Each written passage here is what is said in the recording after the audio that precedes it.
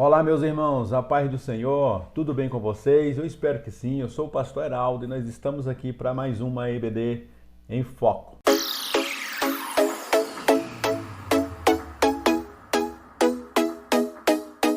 Pois bem, meus irmãos, vamos para mais uma lição da nossa revista Adolescer Mais, 12 a 14 anos dos adolescentes. Nós estamos trabalhando esse trimestre um tema que eu acredito ser muito relevante para o nosso tempo, né? Nós estamos falando sobre a ética cristã, a revista está falando sobre a valorização da ética cristã. E agora nós vamos para a lição de número 7, ou seja, passamos aqui da metade da nossa revista, né?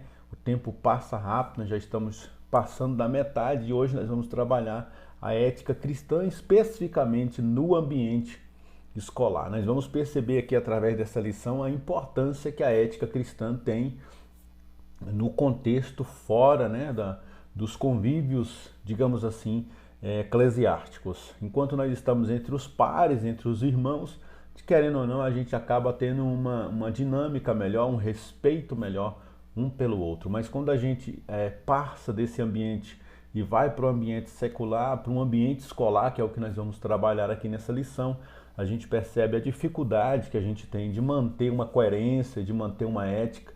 Por isso a palavra de Deus, através da ética cristã, vai trazer esse contrapeso, né, para frear os nossos impulsos, o nosso intento, muitas das vezes ainda não transformado pelo Espírito Santo, e através da palavra de Deus a gente vai se comportando de maneira diferente, vai agindo de maneira diferente e vai assim trazendo luz e sal para esse mundo, né?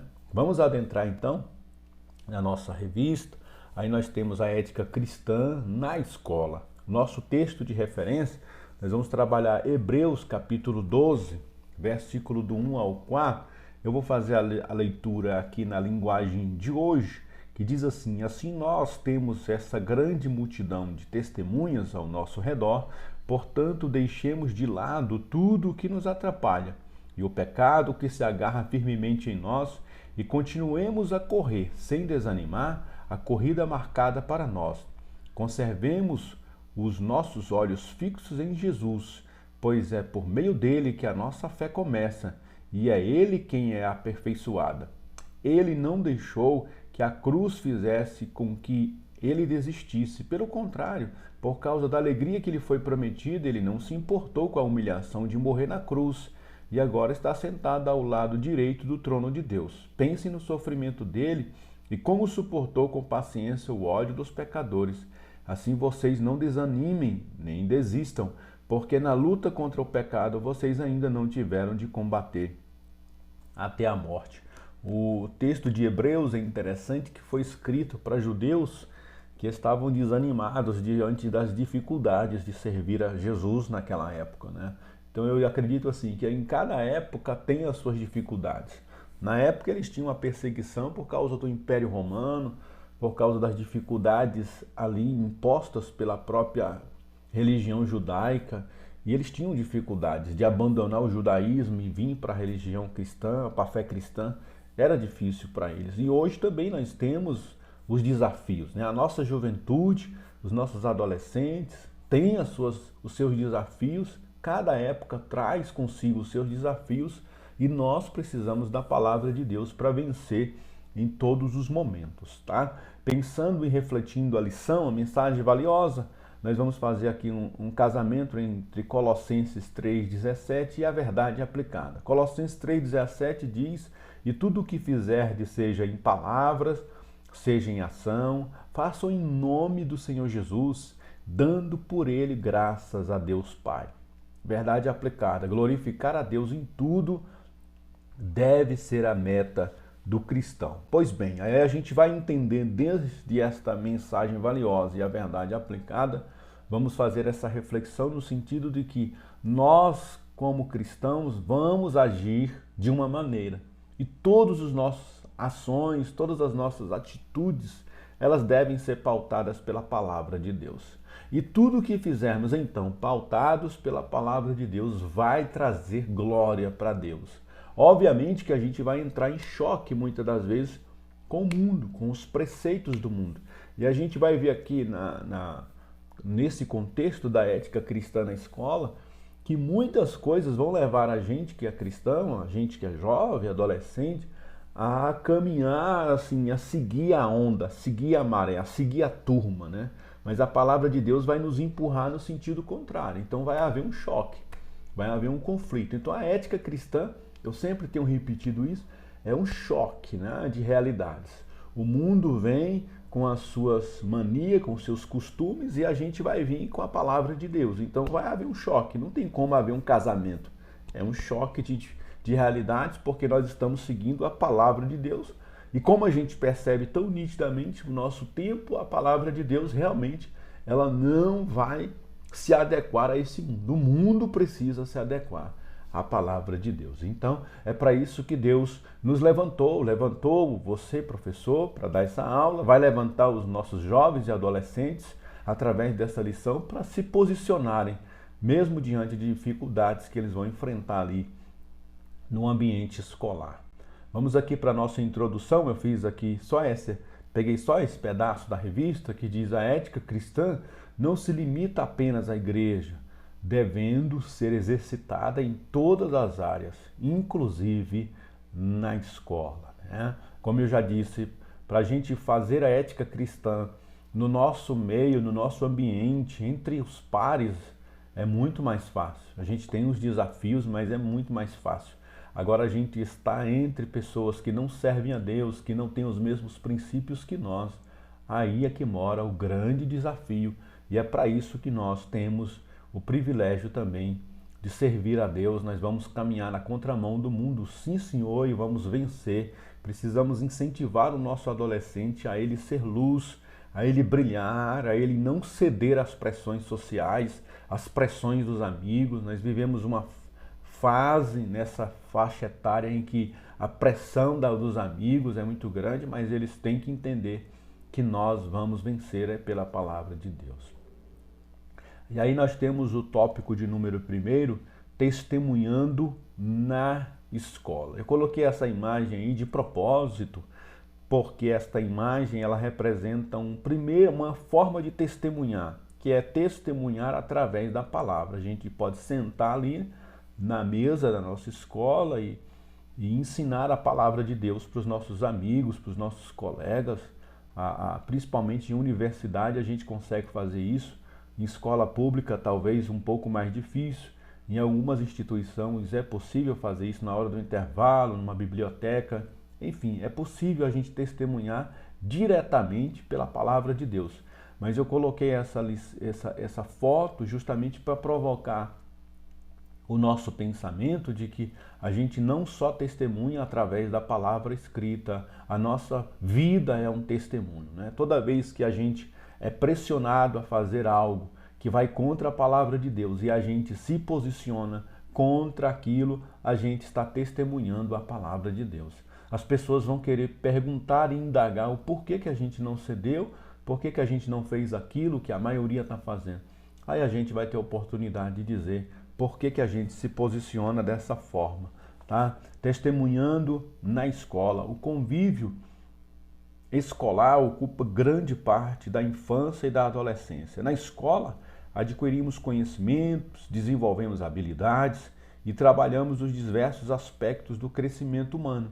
Nesse ambiente de interação constante, muitos vínculos são criados e estes podem exercer influências boas ou ruins em nossas vidas. Nós que vamos dar essa aula, que somos professores, a gente lembra assim, né? Eu me lembro de colegas desde a antiga quarta série, terça série, professores que marcaram a minha vida, colegas de turma que marcaram a nossa vida, pessoas que influenciaram para o bem, para o mal, pessoas que foram influenciadas por nós, que a gente influenciou. Então a gente o tempo todo vai criar esse vínculo, né? E aí vale a pena frisar que a gente tem dois tipos de pessoas nesse mundo, né? Ou a gente vai estar de um lado ou vai estar do outro. Não tem como a gente estar no meio caminho. Então, os dois tipos de pessoas são as que influenciam e as que são influenciadas. O tempo todo, ou a gente vai estar influenciando, ou a gente vai estar influenciando alguém. E o ambiente escolar é assim o tempo todo. A gente vai estar influenciando ou vai estar sendo influenciado. E a gente precisa, como cristãos, ser aqueles que vão influenciar pela palavra de Deus. Como a adolescência é uma fase de afirmação pessoal, o esforço por reconhecimento nem sempre é positivo. Isso porque o sucesso entre os colegas da escola pode levar o cristão a agir fora da ética bíblica, como colar nas provas, por exemplo. E aí a gente tem uma estatística aqui na nossa revista que vale a pena a gente frisar aqui, né? Que uma parte daqueles que iniciam os seus anos escolares ali e usam a prática da cola, que exercitam isso, quando eles estiverem na vida adulta, eles vão ser propensos, eles vão ser levados a serem desonestos, né? Porque às vezes a gente acredita assim, não, mas é uma coisa tão simples, colar na prova, eu preciso da nota, eu preciso de 2 pontos a mais, então eu vou colar, eu vou levar uma cola. E esse ato em si vai reforçar algo que vai nos levar para um futuro de marginalidade, de criminalidade, de desonestidade. Então, desde agora, a gente precisa frear esse mal, mesmo que as pressões dos nossos colegas, mesmo que a turma inteira esteja colando, né? A gente precisa tomar cuidado com essas coisas.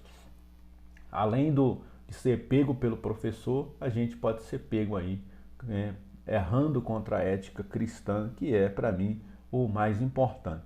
Além da cola, colocar o nome em trabalhos que não ajudou a fazer, desrespeitar os professores, chegar fora do horário, também são demonstrações de falta de ética.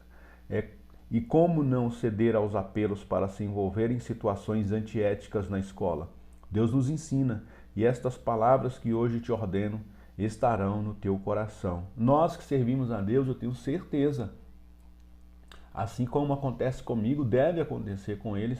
Vale até a pena você, professor, perguntar isso para eles. Quando você vai fazer uma coisa ali na escola, por exemplo, você está na prova e um colega está ali de frente para você, e você precisa de ponto e você vai fazer a cola. Você já sentiu assim no seu coração o Espírito Santo falando, não está certo, não faça isso. E aí mesmo que a gente faça, a gente não seguiu a voz do Espírito Santo, não seguiu aquela palavra na nossa mente, a gente foi e colou. A gente perguntar para ele assim, o que você sentiu depois de ter feito isso, né? O peso que gera isso na nossa consciência, na nossa mente. Por que isso é gerado em nós? Porque nós temos a palavra de Deus já inculcada em nós e o Espírito Santo trabalhando no nosso coração, né? A ética cristã, portanto, deve ser exercitada ou exercida também na escola. Isso inclui ter um bom relacionamento com colegas e professores, respeitando suas crenças e opiniões, mas sem abrir mão de valores e crenças pessoais.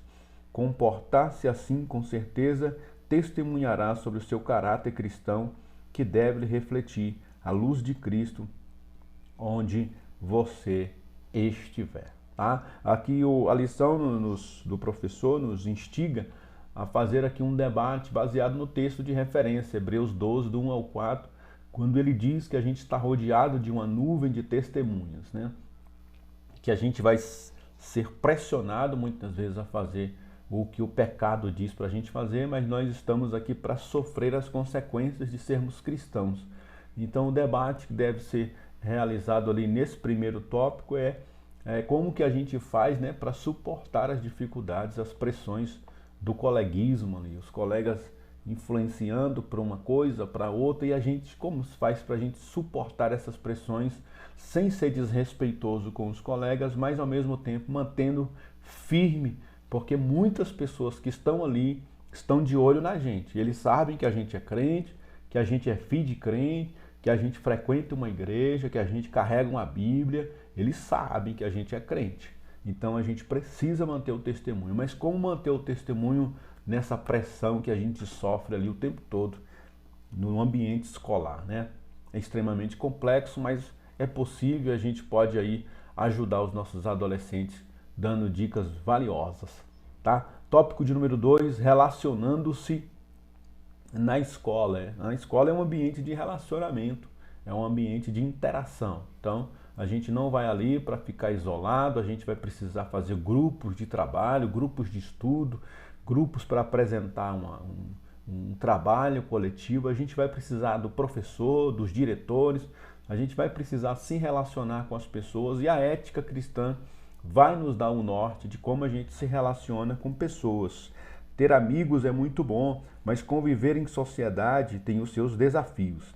Querer ser aceito pelo grupo da escola, por exemplo, pode nos levar a desejar ter o que o outro tem ou ser como o outro é. Se não controlar essa tendência, o cristão arrisca mudar o estilo próprio de se vestir para usar roupas iguais a dos colegas, ou expressar-se com as mesmas gírias e palavras torpes que muitos deles usam, ou mesmo relacionar somente com os colegas que se relacionam, rejeitando as amizades da igreja.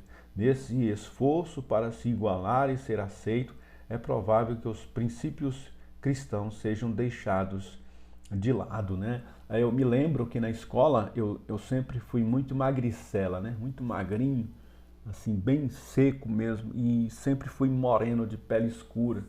Então as pessoas têm a facilidade, tem aqueles colegas de escola, não sei se na escola que vocês estudaram é assim, mas na minha sempre tem aqueles caras que a mente deles é muito boa para criar apelido, né? Então eles criam apelido na gente, colocam nome na gente. Hoje é chamado de bullying, né? Mas na nossa época a gente sofria muito, eu tinha uns 5, 6 apelidos, e aí a pressão que a gente sofre é de não cair nessa onda, né? Além da gente não ficar colocando apelido nos outros, as pessoas que é chamada de apelido, a gente evitar isso, né? A gente não proceder. Cada pessoa tem um nome. Então eu não sou o neguinho, embora hoje a gente não chame mais ninguém de neguinho, porque isso gera muito processo. Mas na minha época era comum, era neguinho, é pretinho, era entre outros nomes que eu não posso mencionar aqui. Mas a gente sempre chamava alguém pelo apelido. Então a gente que é cristão, a gente precisa quebrar esses paradigmas, chamar a pessoa pelo nome.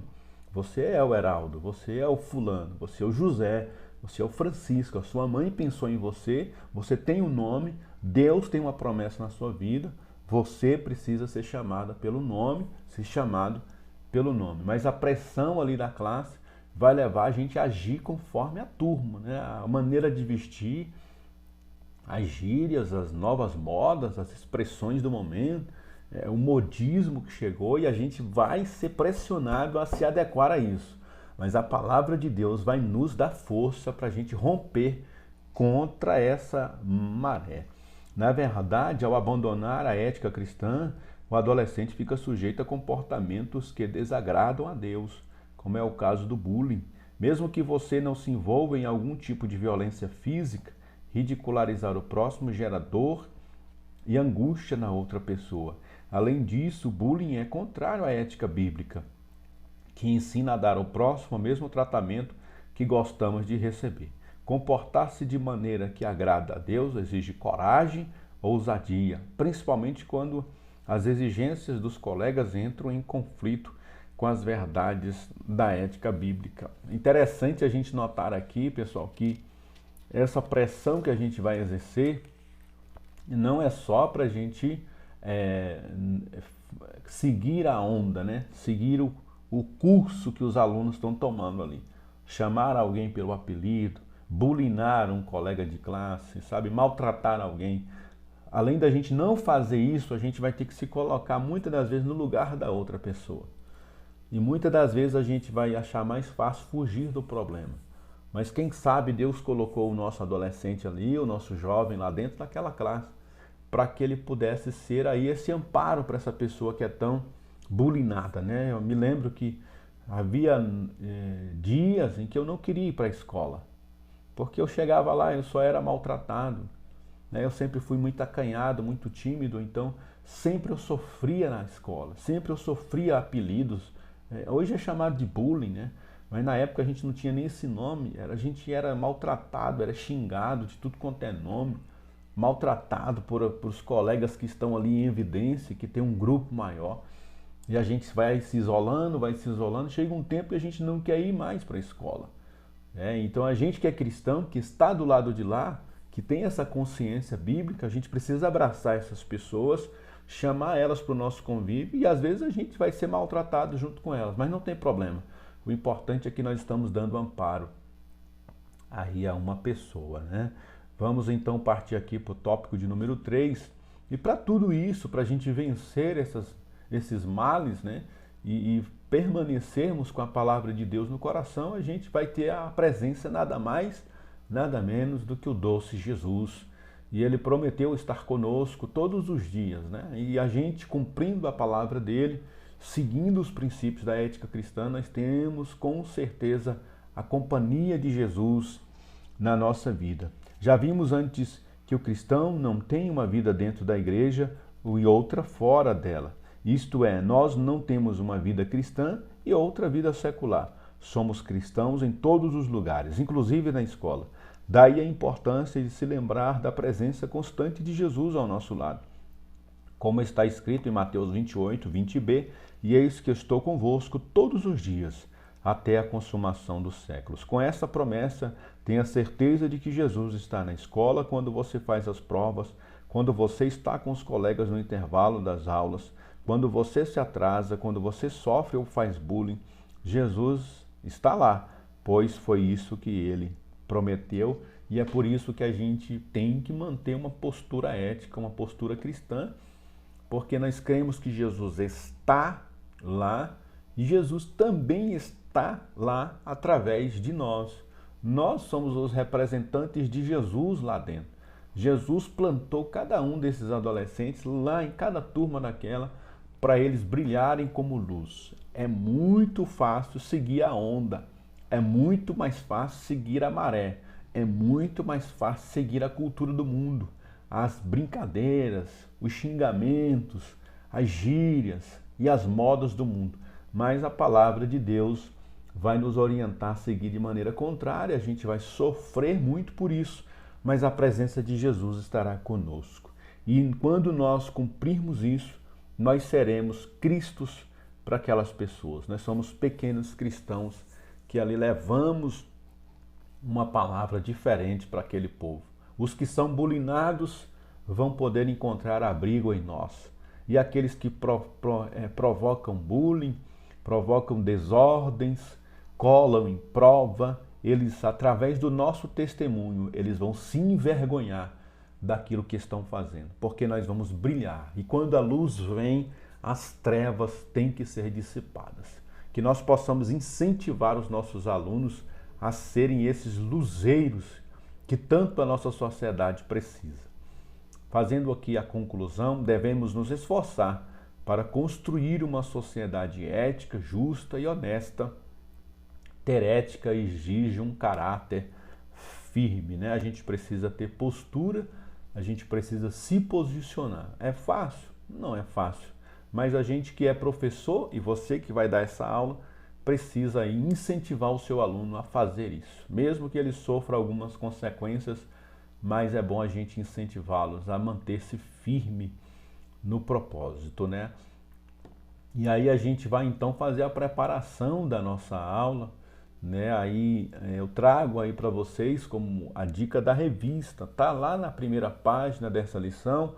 Tem a dica da revista para fazer uma dinâmica. Eu achei muito interessante essa dinâmica, dá um pouquinho de trabalho preparar ela, mas vai lá, pesquisa aqui na capa da revista, aqui dessa lição, começando a aula, você vai encontrar lá essa dica para você trabalhar aqui na página 31, para a gente poder construir ali uma peça e construir ali uma dinâmica com eles, fazermos um cartaz, prepararmos uma sala de aula com ambientes que a gente usa geralmente em sala de aula secular. Então a lição nos orienta a fazer isso. Se você tiver uma turma grande, uma sala boa, uma sala que já tem cara de sala de aula, com cadeiras escolares, universitárias, com quadro branco, com toda uma dinâmica de sala de aula, para você vai ser mais fácil fazer isso aqui.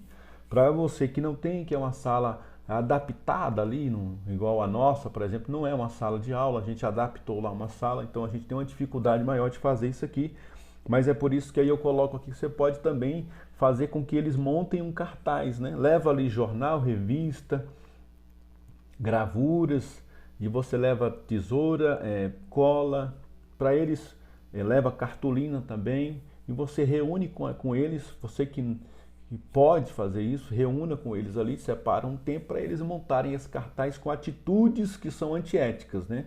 Por exemplo, bullying, colar, palavras obscenas, maltratar o colega, chegar atrasado, desrespeitar o professor e etc. São várias atitudes antiéticas que a gente acaba praticando na escola, muitas das vezes levados pela onda, e é bom a gente trazer a consciência dos alunos que isso é pecado, que isso é errado, que isso fere a palavra de Deus, que isso é contrário à palavra de Deus. Então, eu quero que você incentive eles a montarem esse cartaz, ou você que pode praticar essa dinâmica que a lição aqui também nos orienta, vai ser muito valioso, tá? Não se esqueça de orar por essa turma, sempre orem por eles.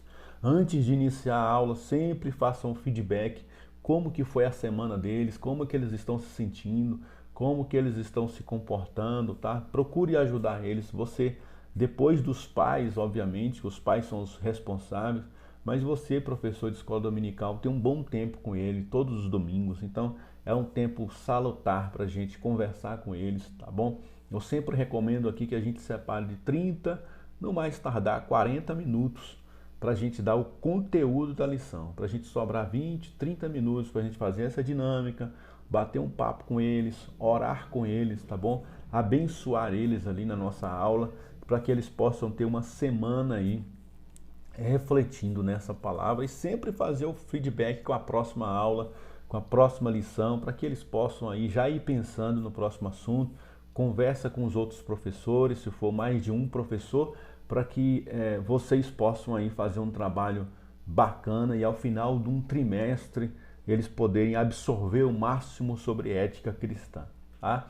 Que Deus te abençoe, meu irmão. A única coisa que eu peço aqui é deixa um joinha aí, tá bom? Curte aí essa mensagem, tá bom? Para que Deus possa continuar abençoando esse canal aqui, tá bom? Deus te abençoe, meu irmão. Fique com Deus, tenha uma boa aula, bons estudos e uma semana recheada da bênção de Deus.